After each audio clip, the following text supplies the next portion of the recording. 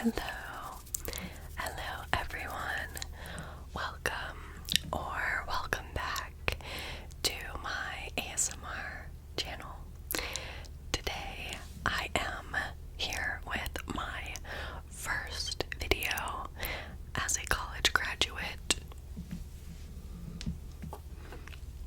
Period. I graduated this past weekend with my Bachelor's of Science in Psychology, as well as a minor in creative writing. So, speaking of writing and reading and books and all that stuff, as a sort of graduation gift to myself, I took a trip to Barnes & Noble, my favorite place, and spent a shit ton of money on books. So today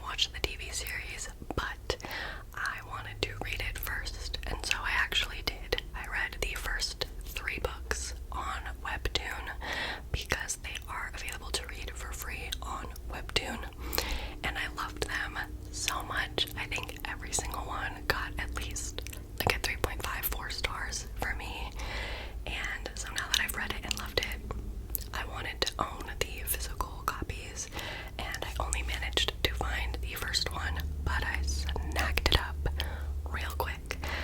But basically this is a graphic novel that follows two British schoolboys. They're like 14, 15, 16, and they go to like an all-boys school, and their names are Charlie and Nick. Charlie is like one of the only openly out gay kids at his school, and Nick is a rugby player who hangs out with all the jocks and stuff. But they end up sitting next to each other in a class, and they become really good friends.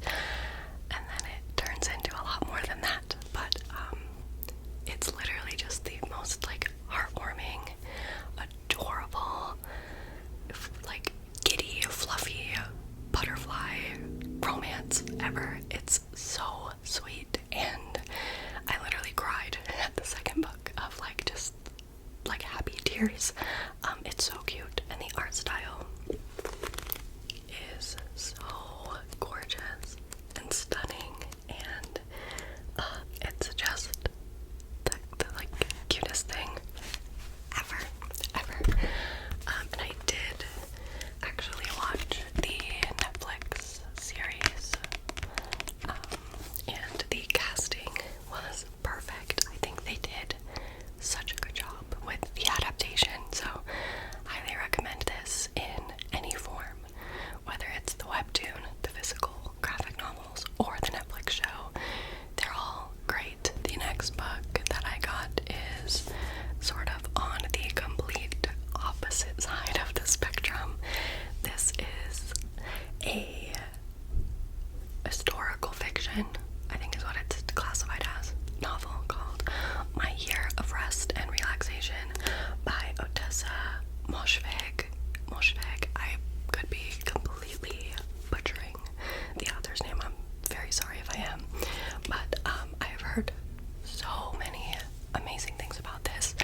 I actually do have a Goodreads account, which I will link in the description box if you want to follow me, add me.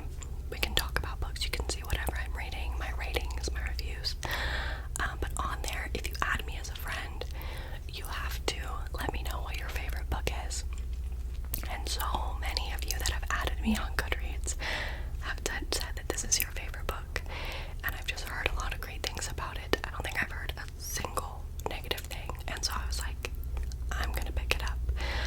But this follows a young girl who just graduated from Columbia, and she lives in an apartment on the Upper East Side of Manhattan, and she pays for all this because she has like a really big inheritance, so she's quite wealthy, quite well off. And this is like the early 2000s, and she just starts feeling very depressed and having a lot of mental health struggles, and I'm pretty sure she just literally ends up taking like an entire year off and doing absolutely nothing. And so this like follows her journey. Again, I'm not really sure, that's all I've kind of heard about it. But yeah, I don't know much else than that. So I'm excited to read this. I hope this impacts me like it's impacted so many people. But yeah, I don't really like to look too much into books nowadays because I don't want to go in. I feel like books, when I go in and I know a lot of things that are gonna happen and I know like the premise, it kind of ruins the book for me. So I don't know too much about it, but I just know that people love it, so I got it. The next two books that I picked up, I wasn't even planning on getting, but they were buy one get one 50% off. So, like, duh.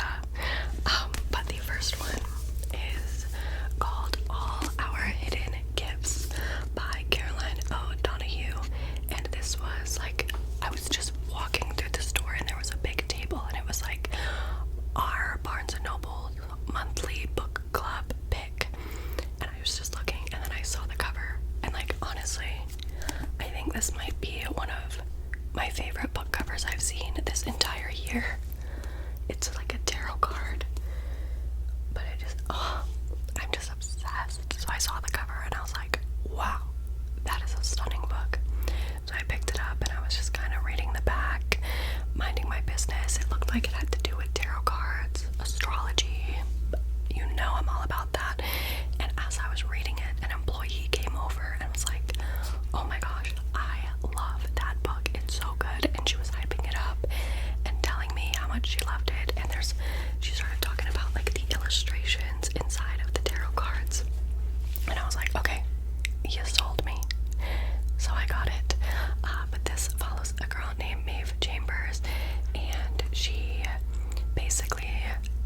loves attention and she'll do anything to get attention. So she finds a pack of tarot cards and she starts giving readings to people despite like not really understanding what she's doing. They seem to be like pretty accurate. She has this ex-best friend named Lily O'Callaghan who they had a falling out like the year before, but she ends up giving Lily a tarot reading and pulls a strange card, and then like 2 or 3 days later Lily goes missing. She just disappears. So Maeve feels like she kind of did something wrong, that she had a part in this because of the tarot reading, and so she teams up with some other of her friends from school and they go try and find Lily and figure out what happened. I've heard that there is like immaculate non-binary LGBTQ plus representation in this. There's a romance subplot, and just the mentions of astrology and tarot is just so fun. And I've actually literally heard no one talk about this, which I kind of like. Do you guys get me? Like, I don't know, I've really been into just going into the bookstore and looking at the covers and blurbs and just picking books out that way rather than getting recommendations online, because it's kind of nice to like randomly pick something up. So I'm very excited to read it. It sounds really great, and I trust that Barnes & Noble worker. I don't think she would steer me in the wrong direction, you know? So there's that. And then since it was buy one get one half off, I was like, well, if you say, like, I guess I need to get another book with that sticker. So I found a table that had a bunch of them that were included in the deal, and again, I was just kind of looking at the covers and deciding, and I picked up this one, another book that I have not heard anyone talk about, but the cover is stunning. Like, just take a look, just breathe it in, take it in for a moment, please. Oh my god, it's called Love is a Revolution by Renee Watson. So it's about this girl named Nala Robertson, and she is going to like a party for someone's birthday when she just stumbles upon this guy named Ty Brown, and he is like a rapper who's performing at this birthday party, and she just becomes like love at first sight, head over heels, like has this huge crush on him. And so she starts talking to him, getting to know him, and she finds out that he's a really big political activist in their community, and she doesn't really know much about politics or activism, but to impress him she lies and says that, you know, she's really into it, like she agrees. And so they start seeing each other a lot, and she's kind of trying to keep up this lie that she told him and seem like she's politically aware and that she knows what's going on. But throughout their journey of probably falling in love, I don't know, I haven't read it, it says that this book tells a gorgeous story about showing radical love to the people in your life, including yourself, and about how self-love is revolutionary. I'm sorry. Not only is the author a person of color, the characters are people of color. It talks about political activism, self-love. The cover is gorgeous. Like, what more could you want from a book? Well, let me know right now. So I'm so excited to read this. If anyone's read it, let me know how you liked it, because again, I've heard no one talk about it. So I'm like really excited to see how it goes. Then I picked up a poetry collection. If you know me, you know I really adore poetry. I actually spent most of my creative writing minor sort of like focusing on poetry. So I read quite a lot of poetry collections, and I've heard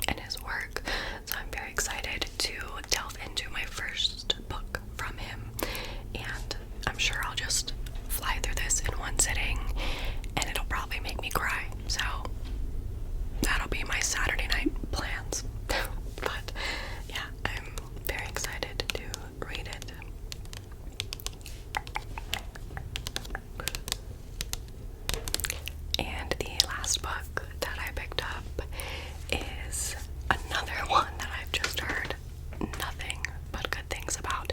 This is The House in the Cerulean Sea by T.J. Klune, and this is a fantasy novel. I actually thought it was YA based on the cover, but I'm not sure. I do know that there's like an LGBT underlying romance subplot, so maybe it's not YA. I don't know. But what I do know about this is that it's basically like a sort of island of misfit toys, but as a house in the Cerulean Sea, if that makes sense. So Linus Baker is a caseworker in charge of the Department of Magical Youth, so children. He's like a social worker for children with magical powers. He gets assigned to go to this house where there are supposedly 6 magical children who are said to be super dangerous and harmful to society. So he's sent to kind of go investigate and figure out what's going on. And there he meets Arthur, who is like the head of the orphanage, and the two of them, you know, together work with the children. And it says that they decide that they would do anything to keep the children safe, even if it means the world has to burn, or worse, his secret comes to light. So I don't know, it's like, I feel like it's like found family trope, and I've just heard that this is gorgeous and beautiful and heartwarming, and I can't wait to read it. Again, I've heard no bad reviews on this book, so yeah, I'm very excited. It's not something I feel like I would normally have picked up like 6 months ago, but now it's like very high on my